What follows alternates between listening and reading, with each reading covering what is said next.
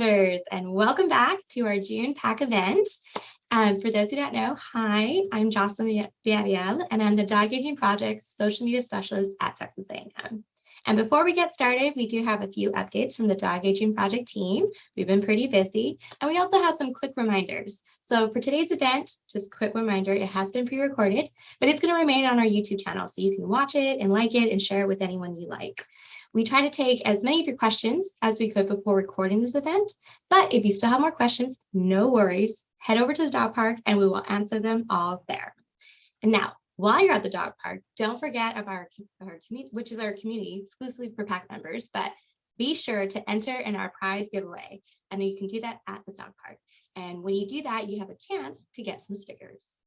Now, some quick updates. So, you probably heard the Dog Aging Project aims to run for at least 10 years, but that doesn't mean we have to wait until the end before we can do some awesome science. We're excited to have the support of tens of thousands of dog lovers like you, so thank you so much. The data you've been submitting on your personal research portal is already being studied right now, so thank you.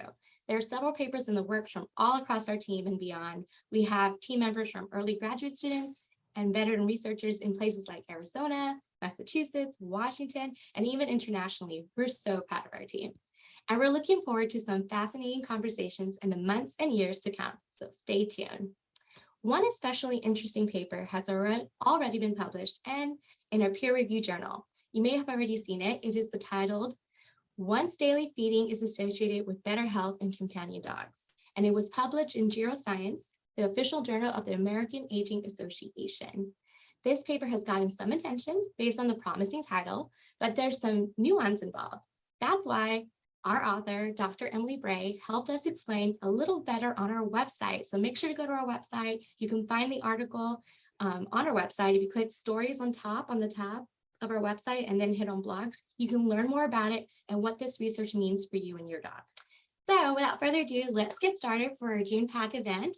I'm going to invite Harmony Peraza, our project manager with the Dog Aging Project, and I'm also going to share my screen. Awesome. Thanks so much, Jocelyn. I'm so excited to see research papers coming out based on all the information that PAC members are contributing. It's just fantastic. So today we're going to talk about another way PAC members can contribute important information for our research. The measurement and mobility activities lets us observe some of the subtle physical changes that happen over time, all from the comfort of your own home. Ordinarily, researchers would have a setup like a mobility lab or a doggy gym in a laboratory setting where they would make observations about a dog's physical abilities. Instead, these relatively simple can provide us some great insight, especially when we have tens of thousands of PAC members participating. That's right, Harmony. The Dog Aging Project is all about community science, and it's all due to our great PAC members who make this possible. So thank you so much. Now, I know these measurement mobility activities involve a little more work than our usual surveys that our PAC members have do and complete so far, but hopefully they're also more fun too. I helped out putting together some of the explainer videos that will appear in the portal when PAC members go and do these activities. Those videos will show exactly how you can measure a fluffy dog or give an example on how a jog may look for the average dog. Today's event will be something like a clip show. We'll look over some of those explainer videos and then talk about why the measurement and mobility activities are so important for our research and how you can help from home. Now, one tip I'm going to when you're watching along, so if you're watching right now, PAC members, maybe click on your YouTube screen and expand it and maximize your YouTube video, because today's event is going to have a lot of illustrations and it's going to have videos packed in there, and we want to make sure you'll be able to see them. And if the pictures come out a little fuzzy, don't worry. We'll have all of this available in your portal when you're doing these activities yourself. That's right. Thanks so much, Jocelyn. I always love the videos that you make for us, and they're interesting, they're easy to follow, they're amazing, so thank you. You're also exactly right that the activities are very important. The measurement and mobility activities captures a snapshot of your dog's physical health. We're not looking for the best or the fastest time on any of these activities, and if your pup can't do them, please do not push it. For the health and safety of you and your companion always comes first, is the most important thing. And really the most important thing are, again, safety and honest answers. You can opt out of any of these activities. For example, if you can't jog or don't have the stairs, that's okay. We'd still love to get the measurements from you.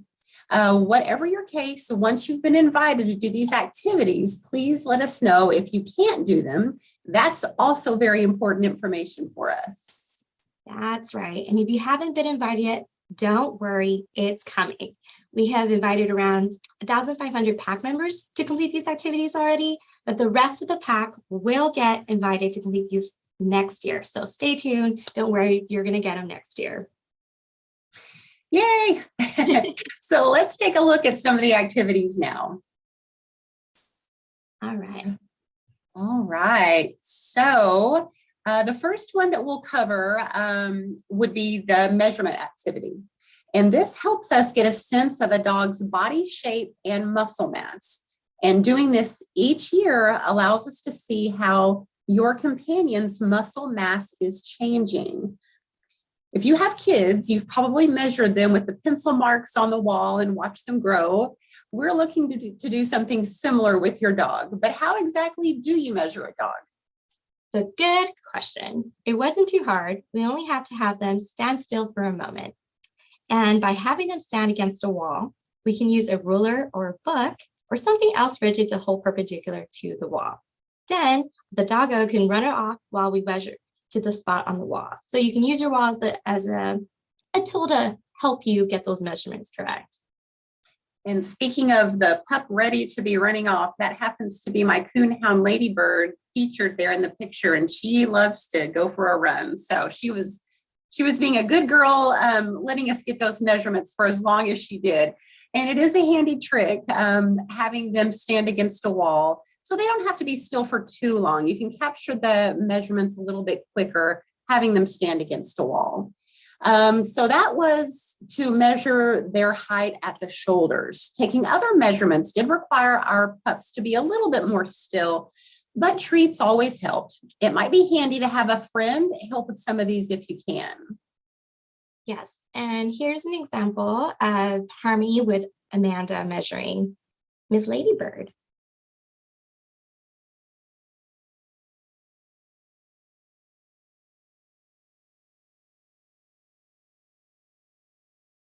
And so you can see here that we also measure the length of the back, body circumference, front leg length, and back leg circumference. We'll have instructions for how to do each of these inside your portal. We also like to get a head measurement. Head measurements are where most of our dogs tend to wiggle a little bit. It only takes a moment though, and you'll be done before you know it. Of course, head shape is one where you can probably see how your dog is different, especially if they're a brachycephalic breed, like a bulldog or a boxer, some of those little squishy face cuties, or if they have a great big skull like a Newfoundland. Fun fact, there are actually 23 brachycephalic dog breeds. Beyond the bulldog or the boxer, there's also the Affenpinscher, the Brussels Griffon, the Japanese Chin, Lhasa Apso, the Pekingese. Those are some additional examples of these adorable little flatter face friends. All of these measurements give us a better picture of both your unique dog and the wider patterns for their breed. And fun fact, the wiggly example is my dog. And I'll show you the clip. And it's okay if they wiggle. This is why we recommend two people to help, because maybe one can calm the dog down. But my little Yorkie mix is a sassy dog. Look at him wiggle that off. He just McQueen. Yes. So yes, it's okay if it happens. Like we said earlier, you can always, it only takes a moment, so you can get that measurement. It would always work. But moving on, what if your dog is super fluffy and you're trying to measure their big circumference? Yep. That's a great question, Jocelyn. You do have 40 days to complete these measurements once you've been invited. So if you're planning on getting your companion groomed during that time, measuring right after their grooming would probably be best. However, even if your pup is not going to be getting groomed, just go ahead and do the best that you can and work around that fluffy fur.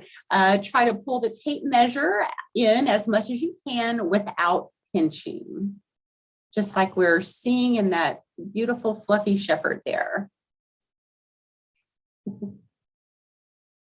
They're pulling it too, but not pinching. Yep. All right. Okay. Another interesting question we get sometimes is, what if my dog is missing a limb? I like to call them tripods. Yes, the very special tripods. That's perfect. In fact, here at Texas A&M, our chief veterinary officer, Dr. Creevy, has a lovable tripod named Chateau. And if your special pup is missing a limb, that is okay. We'll ask you to measure the other side instead, or provide a 0 as an answer in the place of the missing limb. Again, if you do have a second person available to help with some of these measurements, help gently hold or distract, that's great, but it's not required. If you're holding your dog by yourself and you find them to be wiggly, one little secret is a little dab of peanut butter that can go on the muzzle or on the nose, and that can make it a little bit more rewarding for them, as well as a great distractor. All right, so moving right along to our next activity that we're going to chat about. And this is a 2-partner activity. It's called the jog and run activity. Remember, you can do each of these separately and at different times if need be. If you're unable to do the jog or run activity for any reason, it is absolutely okay. We ask that you still sign into your portal and click on the jog and run activity to let us know that you won't be able to complete it. That's also very valuable information for us. And the safety of our companions and participants are number one. That's exactly right. It's really helpful for us to know, even when the answer is sorry, I can't do this. That helps us plan and trying to get more responses from other people. So talking about the run and jog activity, what's the difference between a jog and a run? Why do we have pack members do both? Yeah, it's another great question. A jog with your dog will be on leash at a quicker pace than walking, but more leisurely than a full run. For the actual run, we will recommend that your dog be off leash if they can be safely, and zoom at the quickest pace they can. We ask our pack members to time their companions doing both a jog and a run annually, because each of these activities requires a different level of physical exertion. And we want to be able to follow these times over the years to observe any changes. All right. This was a fun one. I helped pilot test this activity at home, and our team was designing it, and it's pretty easy to set up. You just need a big enough space where it's safe to run off leash for 10 meters, and that's 32 feet, 10 inches.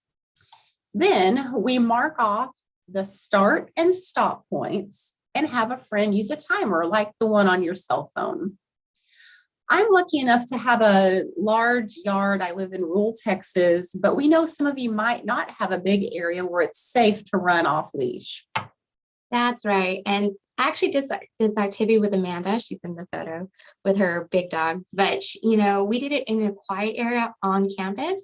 And another example is that Eric had to do this activity outside in a park since he lives in an apartment.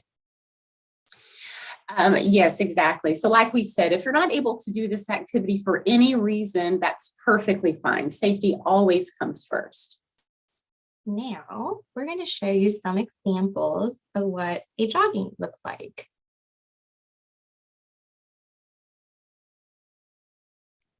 That's right. You can jog along with your dog here. Notice that it's slightly faster than a walk, but not quite a full-blown run either. This side view, I'll play 3 times because it's 2 seconds. It's really fast. Okay. One more. And last. Now. And here's the run.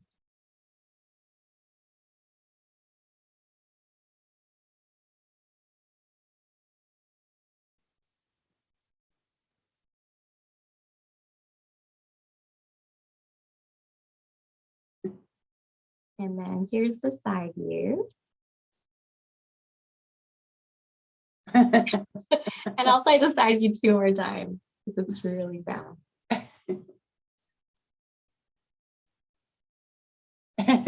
That's great.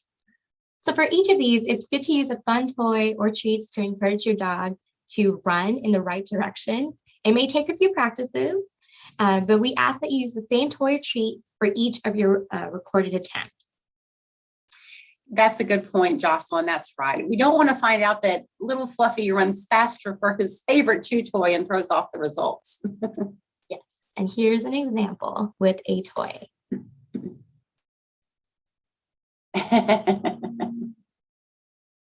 All right. That said, we know it doesn't always work out right the first time. Here's my beloved coonhound Ladybird missing the target just a bit.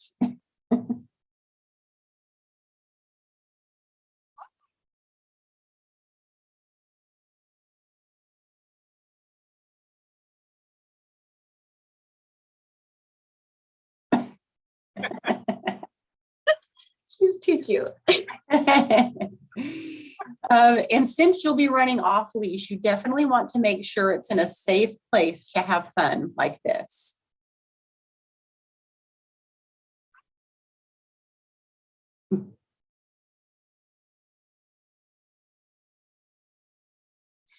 And if you give it a try, but your dog just can't get the hang of it, that's okay. We're not looking for the best or the fastest time here. We're trying to measure how your dog moves, and we'll be doing it again next year. That's why you want to keep things mostly the same year after year. Right. It's totally okay if you move between now and next year and you have to use a different backyard. But we just want to make sure the conditions are similar, 10 meters on a flat surface. And before we move on, I want to see your bloopers. So get your dog, share those great pictures. And if you're invited to do these activities, share pictures on the dog park and on social media. And don't forget that we have the new promoter badge for folks who share their picture on social media. I hear Eric might be even getting some swag ready for people who earned the badge. That's awesome. Now here's one where we know a lot of you will have to opt out if you don't have access to stairs or your pup isn't comfortable climbing stairs. And that is totally okay. We just ask that you check into your research portal and let us know that you won't be able to do it. And if you do have access to stairs, we might need a little bit more information about them because not all stairs are made the same. So how many stairs you have, you need at least 8 stairs, and then we'll need to measure how tall they are. And one frequently asked question is, what counts as a stair?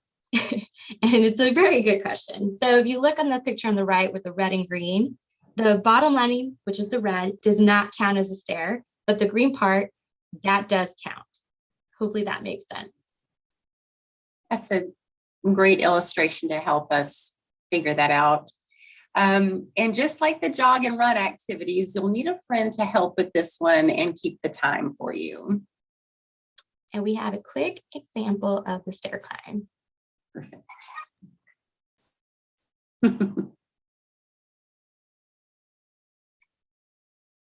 And then from a top view.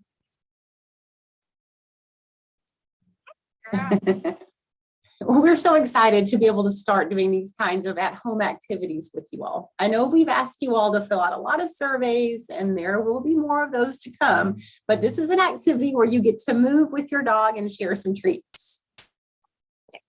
Yes, and we're totally looking forward to doing more of these.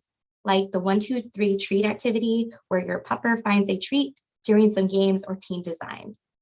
Now, I'm going to stop sharing because now we're going to answer some questions. So That sounds great. I'm ready. So we didn't get a lot of questions on the dog park about these activities, but we have seen some comments about running around in the heat.